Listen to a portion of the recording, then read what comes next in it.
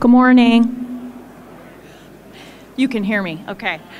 Good morning, I'm Kelly Welsh, retired Surface Navy and Director of Business Development and Outreach at the United States Naval Institute. Welcome to the West Theater panel session, How Ukraine Has Changed the Game for Our National Security, Scaling Commercial Capabilities Across the DoD and Our Allies. I have the pleasure of introducing the moderator of the panel, Commander Mark Lennon. Commander Lennon is currently assigned to the Defense Innovation Unit in Silicon Valley, where he has served since 2019. In this role, he advocates for DIU's mission at the Flag, SES, Deputy, and Undersecretary levels, advising some of the most senior federal government leadership on digital innovation. He has been instrumental in opening a direct line of collaboration between the Ukrainian government and DIU around digital innovation on the battlefield. He is also head of the global public sector at Apple Inc., where he leads the strategy and program development for a multi-billion-dollar business segment for the company. His vast naval career includes assignments as intelligence liaison officer to the Japan Maritime Self-Defense Forces, as well as a lot of experience working with many SEAL teams on the ground in Iraq and other places. Ladies and gentlemen, Commander Mark Lennon. Thank you. All right. Oh, yeah, there we go. So a little bit of housekeeping here first. One, my voice carries. I'm aware of that. My ex-wife is aware of that, and I apologize. So if you haven't had coffee yet, I'll keep you awake. So we're going to start by introducing the panel. I'll tee things up. We'll have some discussion, and then we want to leave time for you to ask questions. So if you'll be brave enough at about 11:35 to come up to the mic, we'd love to hear from you. I'd like to start by saying thank you for coming. This is I think we've got a packed house here at AFCEA.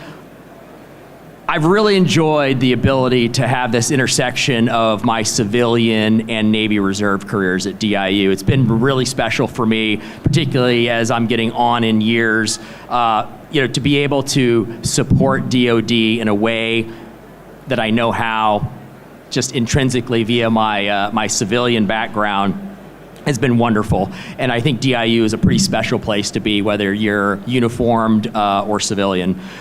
So let's start. We're going to introduce the panel. Start with Chuck. Good morning, everyone. Oh, okay, yeah, my voice does carry, I guess, a little bit. Good morning, everybody. Chuck McGraw. I'm the Vice President of Sales for Skydio. Relevant to what brought me there, I spent 20 years in the U.S. Navy and the SEAL teams. I was fortunate enough to do 11 combat deployments, both on the national and theater side. And what Skydio does, and relevant for this conversation today as well, is we produce software-defined Group 1 Blue UAS NDA-compliant drones. Hi, everybody. Good morning. My name is Rita Konaev. I'm the Deputy Director of Analysis and a Research Fellow at the Center for Security and Emerging Technology, which is a think tank linked to Georgetown University. There, I primarily work on military applications of artificial intelligence and Russian military innovation and Russian military technology. Morning, everyone. My name's Akil Iyer. I'm at a venture capital firm named Shield Capital. We're a new fund that's focused on the nexus of commercial technology and national security. I cover down on investments across cybersecurity, space, autonomy, and AI, and I'm coming from a background in the Marine Corps and a stint at Anduril. Fantastic.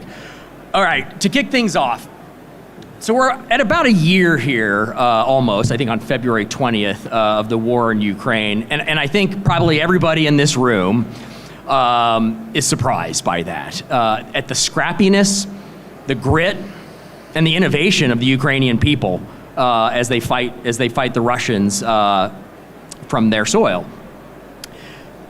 But I think what's worth knowing is, yes, part of what Ukraine has done in that scrappiness, grit, and particularly on the innovation side was very much out of necessity, but that just didn't happen overnight. I was very lucky to have met President Zelensky now twice, the last time in Ukraine a month before the war, and what he said is, Mark, we've been investing in making digitization of our country a top pillar level priority of his presidency since he became president. And that manifests itself in setting up the Ministry of Digital Transformation to really focus on digitizing the country and innovating as a practice. And he said it's not just a matter of national pride and a pillar of our economy, but it is central to our national security. And so this is something that Ukraine has been thinking about and kind of developed the institution to do it and the muscle memory. And now here we are in the middle of a war, and they've really demonstrated the ability to field commercial technology in very innovative ways to support the war effort. And I think anybody who reads the paper or watches the news, you see evidence of that almost every day. Whether it's developing things like the Delta app, which was their spatial awareness, kind of like an ITAC, ATAC app, if you're familiar with that, moving predominantly all of their government services to the cloud, what they call an army of drones. They've been adapting and fielding this very quickly. So we're going to talk about this today. DIU, our mission is to accelerate commercial technology into DoD. And so what can we learn from Ukraine? What are the challenges posed by DoD, being the largest bureaucracy in the world? But how could DoD change? And so we're going to start off, question, what are the lessons that are emerging from Ukraine based on how they're using commercial tech and what we're seeing? And how are they prosecuting a war using tools that, a lot of us have available to us every day? I'm going to start by posing that to you, Rita, and then the rest of the panel, please feel free to jump in. Thank you, Mark. I'll start by making 3 comments on these lessons that we are learning that will hopefully tee up the conversation. Obviously, there are a lot of lessons that we are learning, but it's also worth remembering that we are a year in what is shaping up to be a war of attrition. So we should be very attentive and cognizant that this is a midpoint and perhaps even the start of what is likely to be a long war.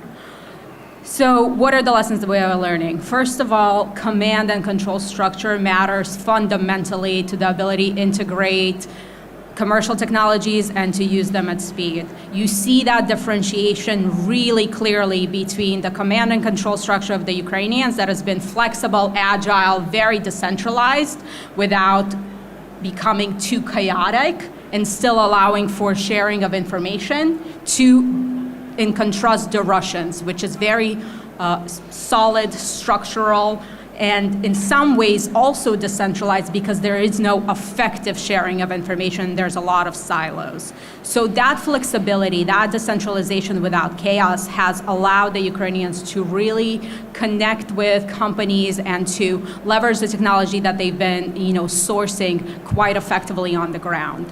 That is right now, from an operational and tactical perspective, has been a blessing.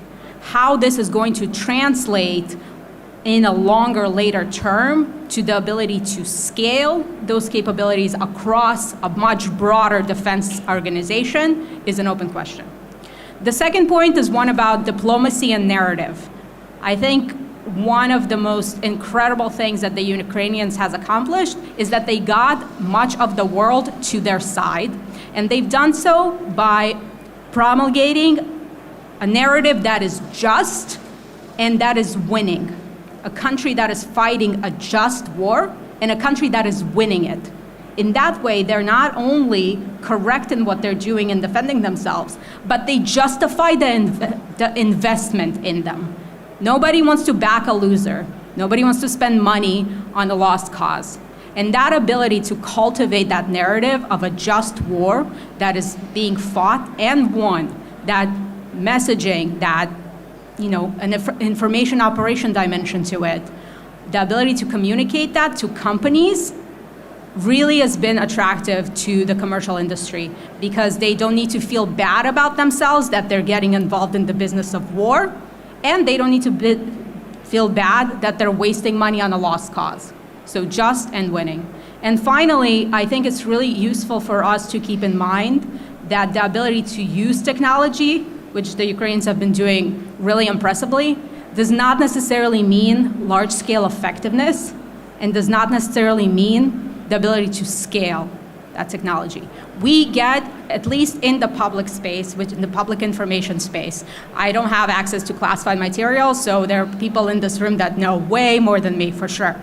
At least from what we're seeing in the public space, there are a great deal of examples, but we don't know whether these examples develop into a concrete pattern of effectiveness. If anything, some research that has looked into this shows that, for instance, 90% of the drones that have been deployed over the first 6 months of the war have been destroyed, and only about 30% of them have been able to meet their goals.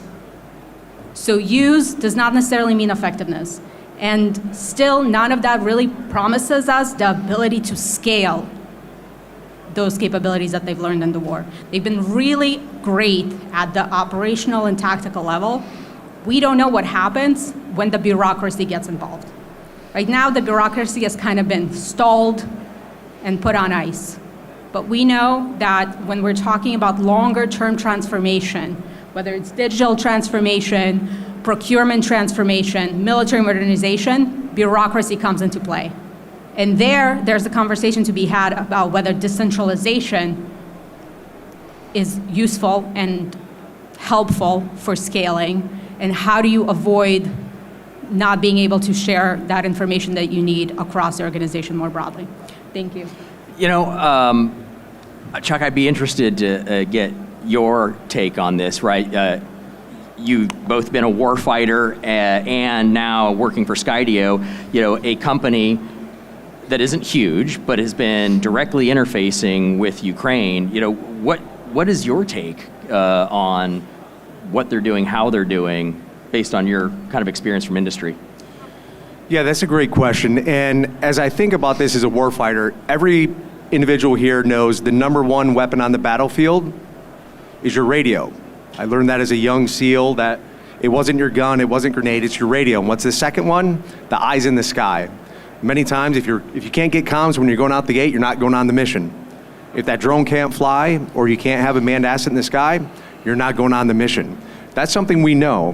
When you think about command and control, this is where Skydio comes into play, where working with the Ukrainians, understanding that need, that C2 is one of the most important things and sometimes one of the most challenging things for them to deal with. They have to have an asset that is organic to the unit. They can't rely on conventional fixed-wing platforms that easily, as we all are learning, in a near-peer threat environment, are not effective. So when I think about that, the first thing we had to do is we had to make a decision as a company. Our product can help the Ukrainian people. We could not stay neutral. We had to make a decision. We decided, of course, to go on the right side of the equation. A lot of us at the company still remember Wolverine being yelled as the Red Dawn movies we watched as kids growing up. And we decided to get in, get engaged, get systems in country as soon as we could.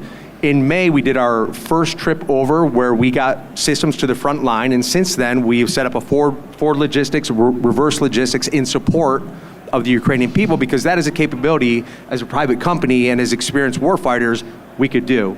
The other aspect of it is, as we're deploying systems, if they're having only a 10% effective rate, then how do we adapt our technology to meet the battlefield requirements? Where's the mission need statements? Where's the gap in the capability? So we realized very quickly, we had the forward logistics set up. We had the reverse logistics set up. Because we're a Silicon Valley company, we believe in customer-centric design, so we already had systems in place inside the company by which we took customer feedback, adapted it, worked with the solution engineers, communicated a product, and adapted. Something that sometimes you see as a challenge with our own procurement process, we capitalized with the Ukrainian people. We took their feedback, we came back to San Mateo, we developed new capabilities. One of the issues was some of the RF propagation. We went back, tuned our system, which is a software-defined system, updated the software package, released it to the edge with disconnected systems, but because we had that infrastructure set up, that was key. So optimizing the feedback loop was imperative. And the last thing, we talked about, you have to pick the decision has to be about what is just and right. And the other aspect of having the platform flying, collecting the data, there's currently 70,000 cases of war atrocities that the Prosecutor General of Ukraine is trying to work through to hold the Russians accountable and do their everyday job, conducting business, still thriving. And that was one of the most impressive things that I saw when I was in Ukraine is the buildings weren't demolished, they were rebuilding the buildings. The roads are being repaired literally weeks after the Russians tried to make a statement. I think the Ukrainian people made a much greater statement that we will not take a knee, we will not stand for this.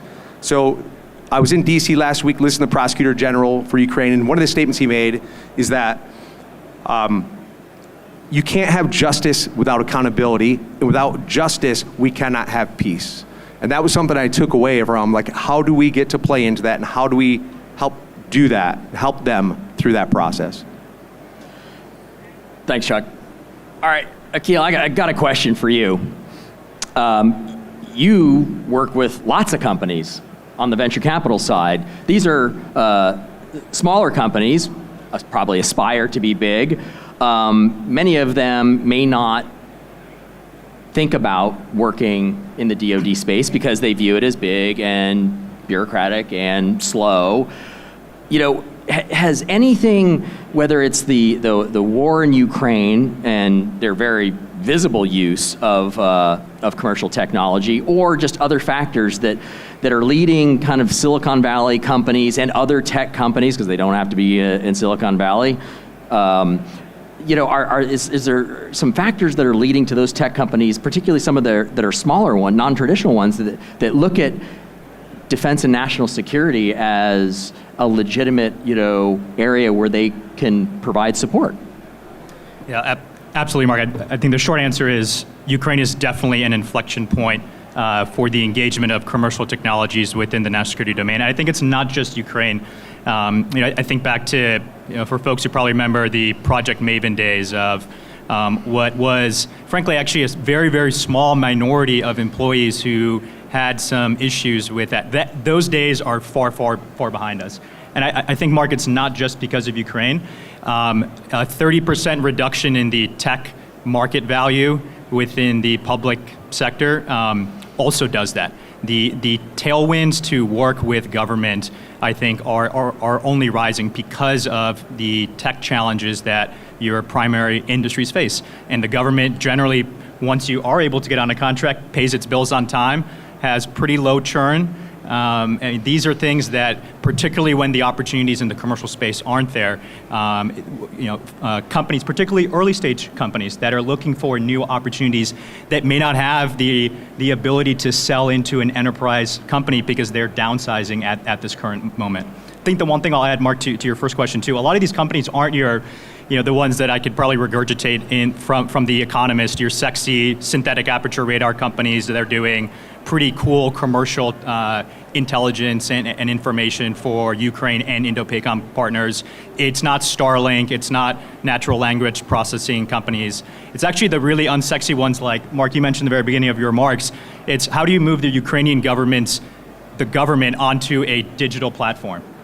AWS helped with this, moving 10 petabytes worth of data so that the government could still function through a year of war, do all the things we expect the government to do. And I think that it's an important thing to keep in mind. A lot of these businesses that commercial enterprises are looking at are super unsexy. It's data integration, it's additive manufacturing and 3D printing, which I think has not gotten a lot of attention, but is critical to some of the problems you mentioned, Rita, on how do you maintain near-edge logistics and near-edge capabilities that frankly will only happen in the exigencies of war because the regulation and certification requirements for those types of technologies just are slow, and that changes when you're in wartime. Okay, but since you have the mic and you're on it, what could DoD do to more quickly adapt commercial technology? Just often both wearing my civilian and my Navy hat, very frequently, like government, DoD being a government department, not familiar with like the art of the possible and what's already easily available out there. How do you one start to kind of get DoD to understand that there's proven dual-use commercial technology out there that's not scary, it's proven, and that you can rapidly field that to support the mission? How do you build that awareness? But then, what do you think, if you were in the upper echelons of the Pentagon for a day, what needs to change within DoD, whether it's policy, whether it's mindset, in order to be able to kind of more quickly adapt that technology? Yeah, thanks, Mark. I think the simple answer is use what already has worked well. From a venture standpoint, stepping out of my previous experiences, venture is just looking, and investors are looking for signals of recurring revenue.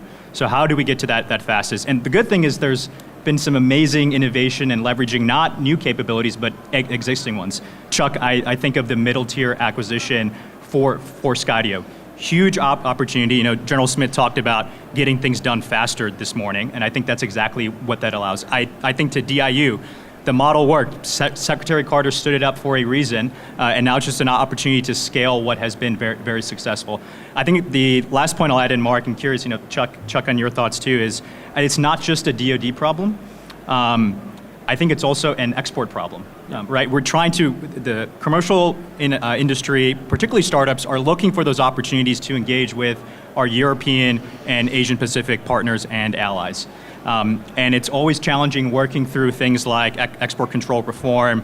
But I think those are important things because those are the capabilities. We can't give a lot of our government exquisite capabilities to European or Asian allies, but we can give commercial capabilities. How do we increase the pace and velocity of that ability to do so, I think is critical too. No, that's a great point, right? There's some core, technology built by many of the people on this floor that's core national security program of record weapon systems, right? We're not talking about that.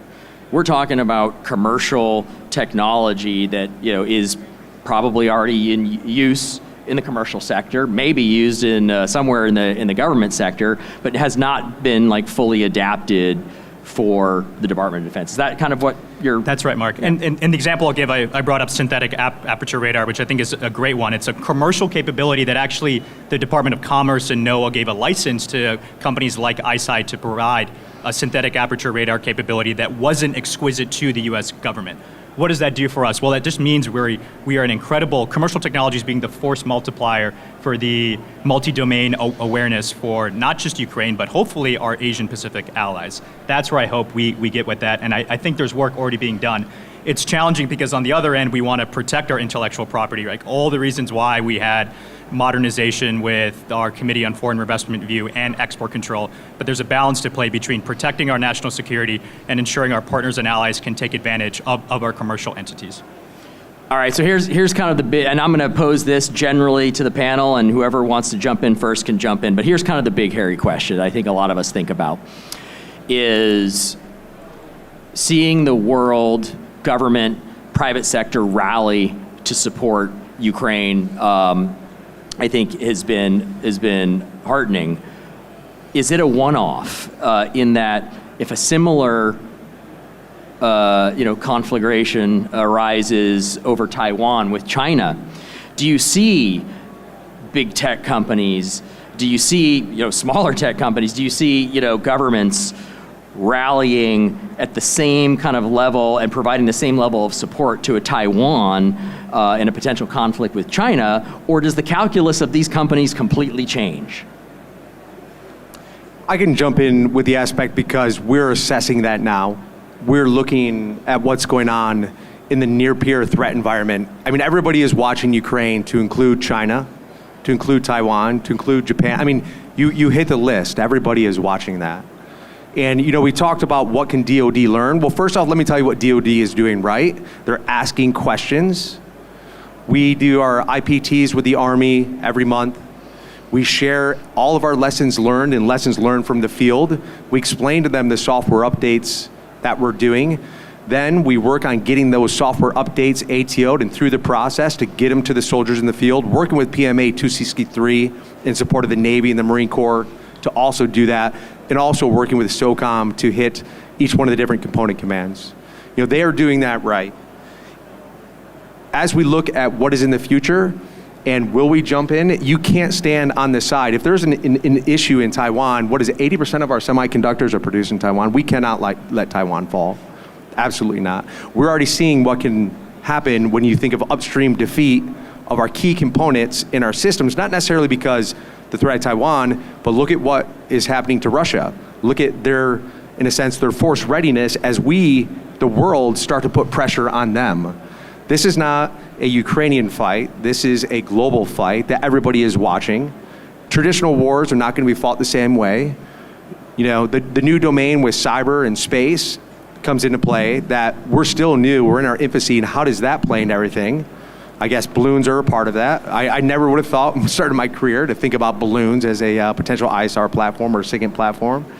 But there's a lot of things in play. We have to open up our eyes and ears and embrace it. A quick message for other tech companies: the FAR is not going away. I'll say it again for other tech, and I hear some laughter. The FAR is not going away. Embrace it. Understand how to work within it. Structure your company in a way that by taking on those projects, you show a level of stability and maturity, and that is something we've done, is help support, and that's what I see other people within our industry do. The bottleneck for us, I would say, is just continuous ATO, those challenges. So as we look at those next frontiers or those next fights, or how we're going to work by, with, and through to advise an assistant company, utilization of proxies, we have to be able to get the proper technology to the edge as fast as we can. And as we update it, we cannot let the bureaucracy of software ATO be a challenge. I'll just say a few quick things. I think what's really going to matter in a Taiwan contingency is the clarity of the narrative. And we can talk about whether you can get commercial first companies on board, smaller companies, companies that don't necessarily work on DoD problem sets. And one of the main reasons, like I mentioned, that Ukraine has been getting them on board is the clarity of the narrative. It's a very simple right versus wrong fight. 80% of our semiconductors are being made in Taiwan is not a right versus wrong. It is more akin to, and I don't believe in this, but I'm going to say it nonetheless because I think from a public affairs perspective it matters. Defend Taiwan for semiconductors sounds a whole lot like war for oil. And huge chunks of the population in the commercial sectors are going to get triggered by that, and they're not going to like it as much as defend Ukraine because they're fighting big, bad Russia and winning. On the winning point, I think it really matters what the Taiwanese are going to do. What are they going to show to the world? What do they want, and what are they capable of? We can talk about supplying them and arming them and giving them as much as commercial and exquisite capabilities as we can afford, which, you know, where there's a will, there's a way.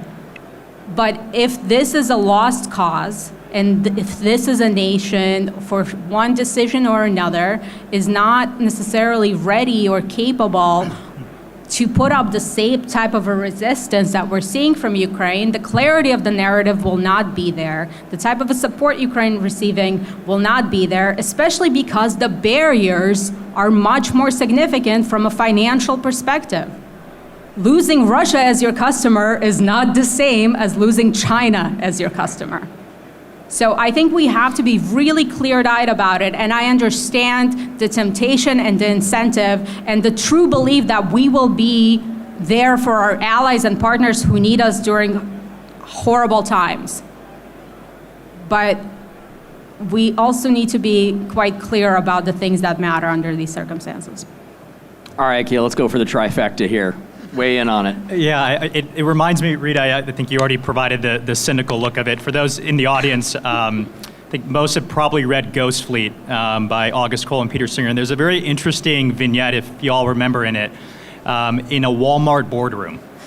And the scene is basically, there is a question about whether as a multinational company in the future setting of we're fighting the PRC, they've occupied Hawaii, and these multinational companies are trying to decide whether they pick a side or not and leverage the might of their logistical supply chain transportation network. And what I find that scene so fascinating, it's a very small part of the book, but I find it so fascinating because it hits on this exact question of, it's not just a question of the American public, it's multinational companies that may, I think in the case of the book, luckily it all turns out well, American flag companies help out. I think the very fact that that's in that book reflects the fact that it is uncertain whether a lot of these companies, particularly big ones, will be able to leverage the entire might of their organization in order to help us. And Rita, your points about what's Intel had $20 billion worth of revenue comes from the PRC. You look at even TSMC, the amount of semiconductors they provide to mainland China. And I think the challenge here is whether we can do this, if you believe Representative Gallagher and the China Commission, are we in a position in 3 years to be able to deter by denial or deter by cost in position these? And the concern is we may not be. What I will maybe end on is some optimistic notes. And that is, you see TSMC engaging directly with the United States. You see them working on projects so that we have some supply chain resiliency. I think Taiwan's also learning these lessons. So Chuck, to your point, PRC absolutely is too, but the entirety of the Southeast Asian nations are as well. So I'll always go back to the allied point I made with commercial technology. Would the Quad and Quadrilateral Security Dialogue and AUKUS be where it is today without Ukraine? I would argue that the pace of that relationship would not be where it is today if those countries did not feel somewhat threatened, or at least tangentially threatened. One other point, and I love the fact that you said, the war for microprocessors, for chips, that is not an effective way to look at this. We cannot, we can put boots on the ground in Ukraine, we could put boots on the ground in Taiwan and fight the fight. I believe everybody in this room who spent time with boots on the ground in Iraq, boots on the ground in Afghanistan or other areas, we learned a couple lessons. And it's something fundamentally we know as warfighters, soldier, sailor, airman, marine, and space cadets, I think is what, I think so, right? Yeah. Guardians. I think that was a movie, right? Okay. Either way, what is imperative? First, you have to resource our partners. Then we have to enable them to build competence. And through that, and standing next to them as tech companies or as the government, they build confidence. Because what did we see fail in Iraq? What did we see fail in Afghanistan? Poor resourcing at times, lack of training and enablement. They didn't have the confidence they could stand on their own. And would you stand and fight if you did not have those things? We demand that of our own people and our own systems and our own processes. How can we expect another country to stand up against an aggressor without that? So if you ask, what can tech companies do? What can DoD do? Resource, build competence, which will in turn build the confidence, and then support them. Okay, this will probably be the last question, and again, posing it generally to the panel. I look out in the audience, and there are a lot of people from industry, probably some smaller companies, all the way up to larger ones. I also see uniformed personnel, probably in a position to either manage or influence acquisitions for their particular organization or command. So it's a two-part question, is what advice do you give some of these upstart companies? They're innovative, they know they have software, hardware that can support the mission. What advice would you give them? Because they're not going to be able to, you mentioned the FAR's not going away, they're not going to be able to go through the long, 15-month procurement. They just don't have the resources to be able to do that. So what advice would you give these companies that would be new to DoD, but nevertheless have something that they could really offer in terms of improving our military capabilities? And then what advice would you give to some of the folks out here who work from within DoD every day about how to think about commercial technology and maybe think about changes that could be made to acquire it? Open-ended question for whoever wants to jump on that one first.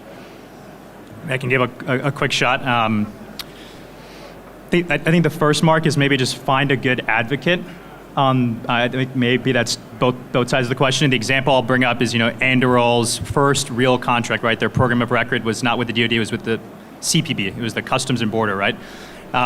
And that happened, I think, in large part because they found the right need at the right time and a champion within the organization to be able to run with it. And they were able to get a program of record in a pretty short period of time, which I think is a good model. I feel, at least working with the portfolio companies that we have, a lot of them don't come from the national security space, which is awesome. 2 Apple engineers who are phenomenal at machine learning and don't know the logos on the Department of Defense website. That's actually great. To me, that's actually a great signal that we have young entrepreneurs, individuals that would rather spend time working on mission problems and not another filter for Snapchat. Like that to me is winning in some sense. But navigating that, I think, is just a lot of time wasted. So I think the first part, and luckily there's folks like DIU, there's a ton of different innovation organizations now to pick one, finding the right advocate there. I think from Mark, the flip side of it is, and the statistic I'll bring in, I think AFWERX transition rates from phase 2 to phase 3 shippers, like that traditional production to prototype, is about 8%. How do we increase and accelerate that percentage? Because that's a signal to the companies for their interest in engaging because they want recurring revenue, and a signal to the rest of the financial capital markets where we hope they want to add that capital, right? 10x the capital that the US government is putting in. Those signals are really important. I will just say, I think one of the concerns within DoD when looking at the commercial space has to do with reliability and whether those technologies can face tough environments and tough problem sets for good reasons, right? So the ability to demonstrate that, to show that you've tested in as close to an operational environment as possible, if it's relevant, and test hard, learn the lessons, take that input, what you said earlier on about the feedback loop, demonstrate that you've done that over and over again and communicate that to your advocate from the inside. So 3 things. The first message is not to the tech companies or to DoD. The first message is to the VCs. When you're providing funding for a company that is going to develop dual-use technology and they have a main focus on securing U.S. government contract to show a level of maturity, security, and scalability, understand that's going to take time. First off, when you're looking at the financial models, understand there's a significant amount of IRAD or internal research and development costs that go into that. Be patient. Help support. When you look at the amount of funding that it takes to secure $1 from the U.S. government, it's significant. So understand that, learn that, be sympathetic, be empathetic, learn that process, learn the government side. The second point is to the tech companies. Use the innovation networks, use DIU. DIU has been a huge proponent of ours. I think we've only used one SBIR through AFWERX. Great opportunity, very, very streamlined, quite smart about how they approached it. But our biggest advocate is DIU. That is what they are there for. We bring customers, if we're working with a customer within DoD and they're like, how do we procure this? We pretty much hand off emails to DIU, say, I don't know. Well, we do know, but it's not our place to tell you. Work with DIU. Put your pride aside, work with DIU. The other part, there's a talent war going on, and everybody talks about it's talent war for engineers and smart this. I tell you what, there's a talent war for people that can take your product to market. Some of the best people to build a go-to-market team, a sales team, a marketing team, a customer success team are sitting in this room right now in uniform that soon will be transitioning or already have transitioned. Because guess what? Before I got to Skydio, I've not sold a single thing. In 3 years, we turned it into a multi-billion-dollar company, with the majority of the business being a non-traditional defense company. It's not because I'm some great sales team or the team are great at sales, it's because we're operators first. Yes, we wear Skydio shirts, but we bleed red, white, and blue. We understand the customer, we understand the need, and we have passion when we're working internally the company. The talent war, you have talent out there, go out, seize it. We understand the FAR, we understand OTAs, we understand MTAs. Give us the acronyms. I've been told many times in cross-functional meetings that they need a translation guide. I said, well, you know what? When I come into a finance meeting, you're saying ARR and the CAC. I was like, I need a translation guide too, but I embrace it and I learn it. So industry, embrace it. learn the business you're working in. And the last one, for DoD, understand tech companies. They have to spend a significant amount of money, IRAD, to produce a product for you in a significantly constrained timeline that they're getting funding from these VCs. Realize you have to take that, and if we're doing these MTAs with these small tranches in the basis of issue, and then we have to amortize that IRAD, plus the cost of building the system and put a margin on it, it's not going to be completely cheap, but there is no option. Unless you want to source stuff from another country that has the supply chain locked down, that has the human capital that locked down. But we can't. So understand that as well. So those are the 3 points for 3 different audiences. So. No, I appreciate the plug for DIU, of course. I'll finish this out just by providing a perspective on this, because I've worked in and around government my entire career and advised a number of them, and not just DoD at every level. And there are certain things where, you got to go through that traditional long-term procurement process where you're buying kind of core, big mission systems. But then there's just commercial technology. You're not going to go through a big, long procurement to develop an app or to buy drones. That's just core technology, right? Core technology is evolving, and then working with DIU, you get the benefit of going through that prototype. Government is littered with failures when it comes to adapting tech. Why is that? Because you end up going into this kind of isolated procurement process where you develop requirements in a vacuum, you don't talk to the commercial sector, then you come up with an Excel spreadsheet that starts with things that say like the system shall. And then you say, okay, there you go, vendor community, respond. And the vendor community looks at that and goes, shit. Well, I think we can respond to some of that, and then the other stuff that we're not sure about will be vague enough where they won't disqualify us.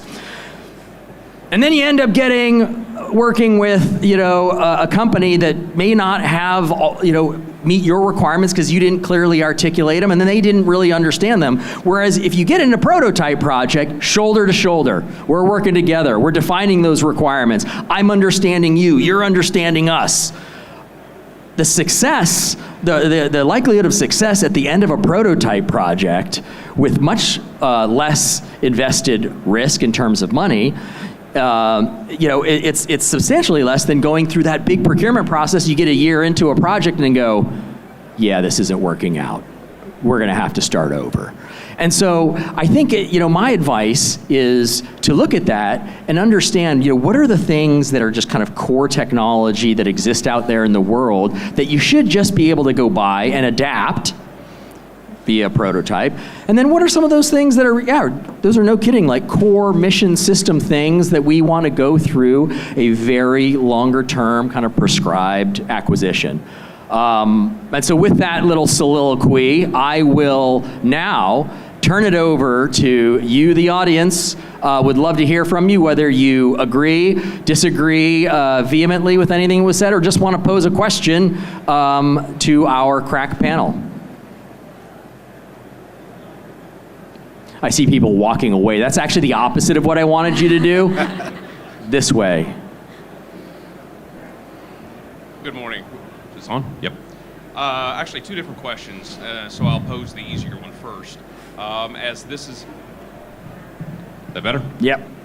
As this is evolving and more assistance, aid, and things brought to bear in the Ukraine, what is, from DIU's perspective and from industry and what you're seeing as far as an analyst, how do we avoid, quote, showing our hand as far as some of our capabilities and so forth in that theater that we would, what's the cutoff? What's the discussions that you have with DoD and so forth to say, hey, this is a commercially available technology, but let's step back for a minute because we may not You want to start with one? Yeah, I can start with that. So the question was, as we progress and we continue to push different capabilities into Ukraine, how do we not overplay our hand? How do we not expose some sensitive capabilities, I would ask, how can we not? If it means winning the war by exposing the capability, well, guess what? It's time to innovate that capability, because you're only getting one chance to do it. When you talk about a lot in cyber, exposing different cyber vulnerabilities or cyber offensive operations, well, if it's a matter of winning a war and we have to expose that capability to do that, and then we have to innovate on that capability and get that much further ahead, as opposed to like just holding it close and, oh, we know we're going to use it one day. Guess what? The enemy is already evolving. They probably already know you have that capability. I just see the conflict that's going on right now as, well, quite frankly, baiting much of NATO into showing their hand, and China's taking notes. So that was the reason that I was curious. What kind of fire breaks are you seeing? Hey, we would rather you not share this technology from an industry perspective. So from an industry perspective, that's great. I mean, you could take our drone, you could reverse engineer it, and it would take you about 12 to 18 months to understand what we do, how we do it, and what our secret sauce is. Yep. And we know that. We understand that. But anybody can do that. It's a commercial off-the-shelf item. Yeah. They can take it. But even the same way with some of the other capabilities, they can do that as well through proxies, through foreign intel. I mean, probably are doing it already. So that being said, what we do as industry is we innovate. We don't rest on our laurels. And that's the way we stay competitive against everybody else that's in the Blue UAS program, the other drone companies. We don't look at them. We look at what's on the horizon, and we work towards that. We try to stay ahead of our competitors, to get ahead of the enemy by innovating. We have to innovate. We have to innovate. And that's the key thing as industry, to stay ahead of our competitors, just for the success of the company and what we believe in our culture, but also for our customers. And that's the soldiers on the battlefield. Everything that we are exposing in Ukraine, we are taking that, refining it, and then we are pushing it over to the Army. We're pushing it to the Marines. So it is feeding back into the DoD system. Thank you. And the second question that I had was, Commander, when you teed this up initially, you were talking about some of the innovation that was by Ukraine and how they are developing and shifting gears to be more efficient and effective. And this kind of shifts over to Dr. Konaev. Konaev. My apologies. It's okay.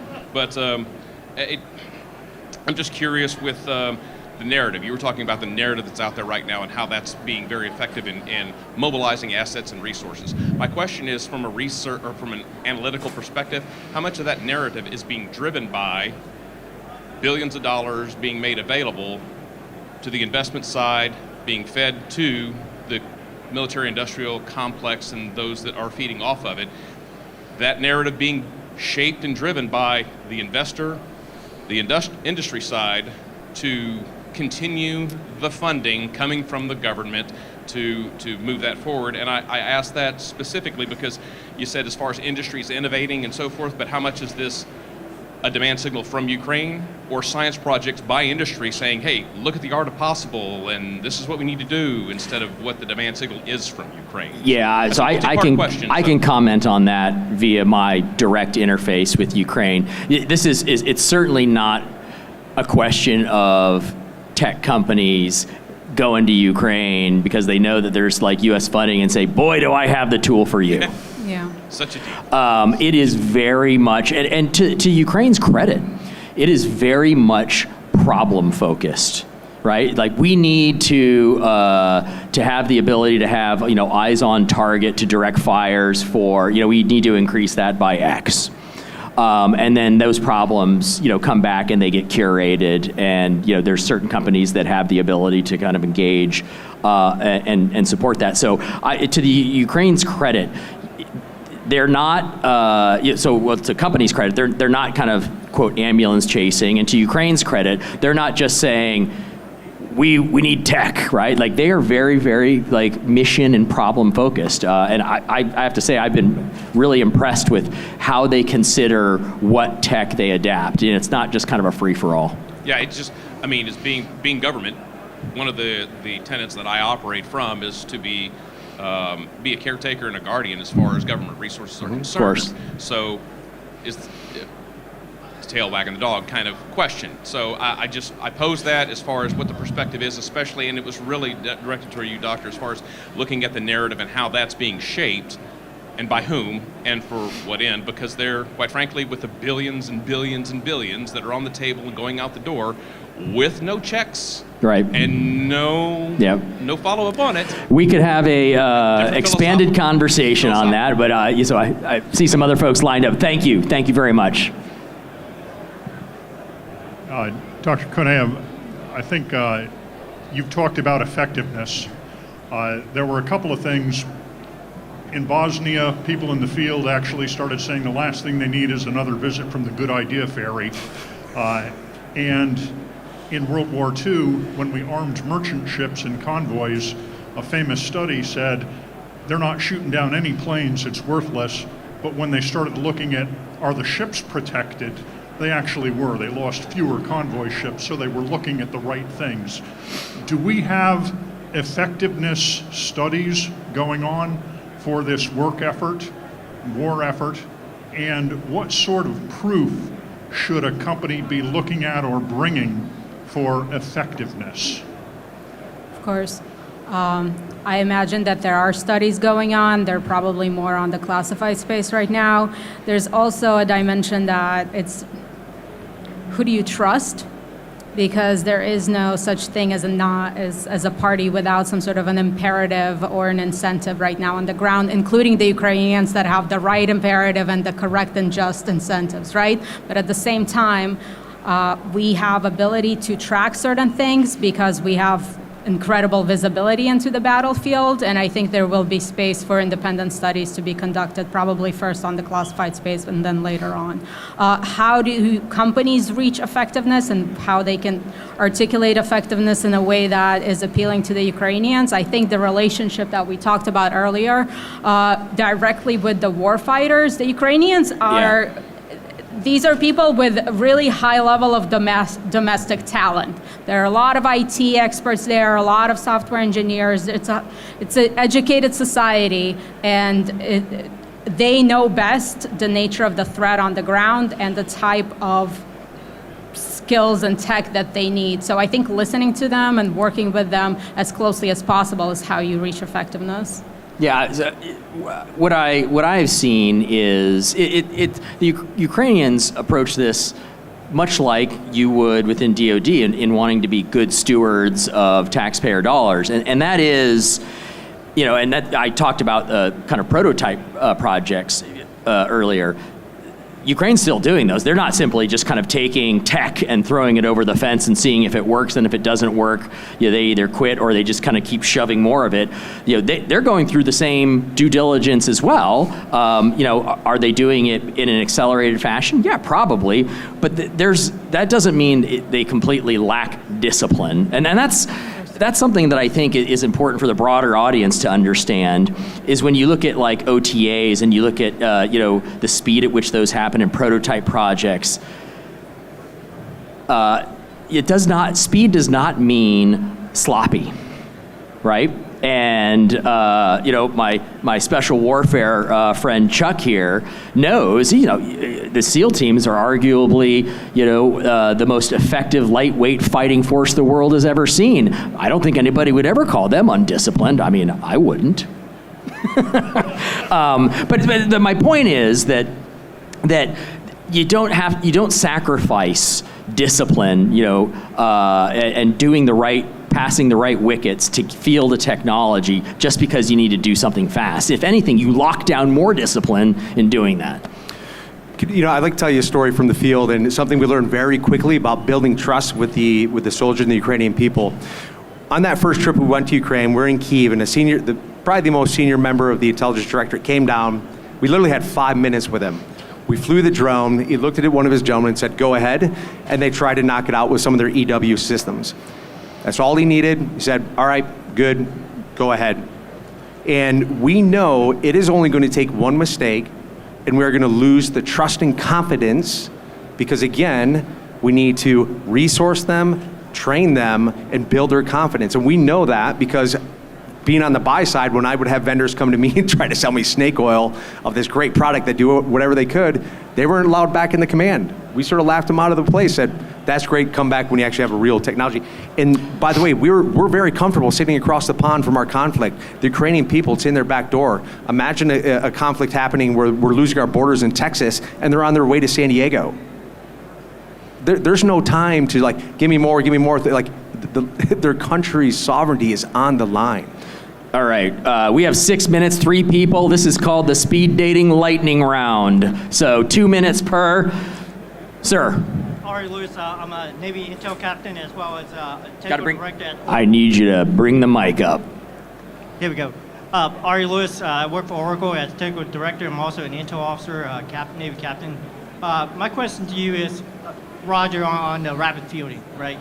But the problem I'm running into from an industry perspective is, how do you get over the ATO, per se, right? How do you do this without increasing the threat surface when you introduce technology? I'm sorry, say the last part again without. Without increasing the threat surface from a cyber perspective. Right. You know, I actually could answer that. I'm not gonna, because I actually want to hear, Chuck or Keel, I would like to hear your point of view on that. Super short answer, continuous ATO. It has, I mean, like the ATO process is from the 90s when we used to ship software. That just needs to change. And I think fortunately there's things like the PPB Reform Commission that I think is working towards that. I think there's some interim solutions where you could have a vendor be the ATO provider and then work through them. That's just that's a Band-Aid though to the problem that we need to fix a legacy shipping software by box and mail, which ATO it was designed for. Yeah, great question, because we literally were talking about this morning over coffee about that specific thing. ATOs are challenging for us. It puts the warfighter behind 6 to 9 months plus, and we're a drone. We're not a complex endpoint detection or management system or major critical infrastructure. I think what as industry we need to do is communicate early and often with the government and let them know what we're doing and share what we're doing so we can prepare them. The second part of it is, okay, what level of ATO do you truly have to do? If you write in a contract shall, that's a lot different than saying a target and a threshold. If I can develop something based off a threshold and I can go from alpha, beta to GA or TRL 8 to 9 like this because I'm on the lower end of the spectrum for what the threshold is, that's important too on the contracting side for the government. Thank you. Quick question, and then what protections should the private sector, both legally and physically, expect? We have a history of protecting the private sector, but as we're operationalizing systems, other countries work with the private sector, almost embolden the private sector, like China, Russia, the crime syndicate. But here we have a clear separation between the private sector and the government. But this technology is operationalized and made dual use. We had the recent how Starlink was used initially and now pulled away. They don't want to have anything to do with this because it makes them a legitimate military target now, but that can extend all the way back to the source. So how do we see some of these laws or some of our policies changing to protect the unintended non-combatant in this situation? I can tell you one aspect of it is part of being and working with the U.S. government. We do have a significant amount of compliance with regards to cyber handling certain data. So the way that our infrastructure is set up, we are set up in case we know we're a target, but I mean, Microsoft Windows is being used. I mean, that could be used as a targeting tool. So Microsoft could be targeted. I mean, there's so many different ways you can look at it. Making sure that having tight compliance, working with the government, embracing the different systems by which the government, I mean, sometimes it's painful what we have to do to stay compliant, but it is okay, and that actually protects us, and it's something we talk about quite deeply internally, having a federal subsidiary, making sure your people are protected, training them. We have a very intensive internal training program around dealing with those types of FI threats or even internal threats. Developing those programs, they're not that hard to do if you bring in the right people. And the other thing is, industry, you have to embrace the help the government wants to give you. We work with DIU on some of the CI threat. We work with other groups within the U.S. government to help us with that, but we embrace it. We don't push them off like, no, we're not going to do that. If you want to be in the game, there's a price to it, and there's rules to be in the game. So embrace it and don't fight it. All right. We got 2 minutes. Thank you for waiting. Great, thank you. My question is actually a segue on that one. So Mark Maglin, ECS. Read in the open source press that a lot of the Ukrainian companies actually migrated their apps to Amazon East because they knew the Russians, not because it was more secure, but because the Russians wouldn't be attacking the U.S. Physically, U.S. AWS environment. What lessons learned do we have from those the cyber attacks that are going on in the commercial space and our dependence, especially on cloud services? Well, I mean, I don't know if there's anybody from Amazon here. They might dispute They moved for a reason. that it's less secure.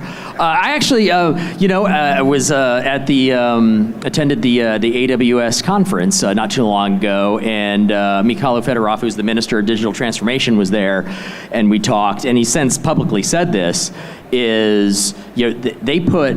Because you have to understand, a lot of what Ukraine had was going from, in some cases, paper, but in cases where they had systems, they had planned to migrate those to the cloud anyway, because government really shouldn't be in the business of probably managing their own cloud services in most cases.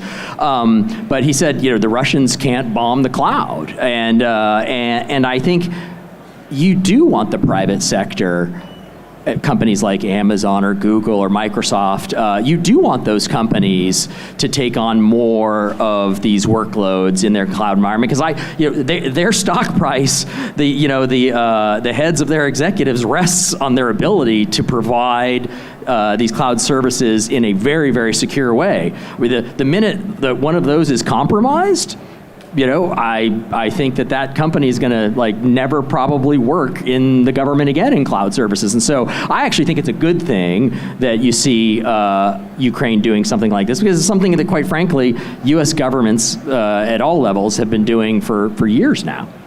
So, and again, the question's about actually attacking the cloud surface, during a hot war. And our reliance on that, and lessons learned. Like physical attack, or you're talking? No, cyber attack. Cyber attack. Or you just right? You just drop a bomb on that data center and rest it. They know where it is.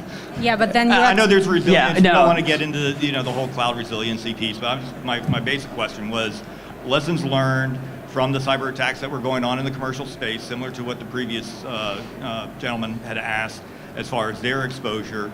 And again, they moved their apps for a reason. Yeah. All right, we got 30 seconds. Real then quick, we're going to wrap it. A few from lessons learned in the cyberspace is that cyber warfare has not materialized. We have not seen cyber 9/11 or cyber apocalypse. Another lesson is that defense has been quite effective. And another quick lesson is that telling the story of your success is worth revealing some intelligence that you've been cultured to think is not shareable. So that's been quite effective as well. All right, I think we are at time. Thank you, everyone, for attending. I think most of us will probably stick around afterwards, so if you wanted to come up, introduce yourselves, have a further chat, we will make ourselves available. Thank you very much. On behalf of the U.S. Naval Institute and AFCEA International, we thank our speakers on the panel for taking the time to join us today and share their thoughts and insights. We'd like to present you with a token of our appreciation with the Naval Institute book, War Transformed by Mick Ryan. Before you head back to the keynote hall, please take a moment to complete the session survey in the West app. Thank you.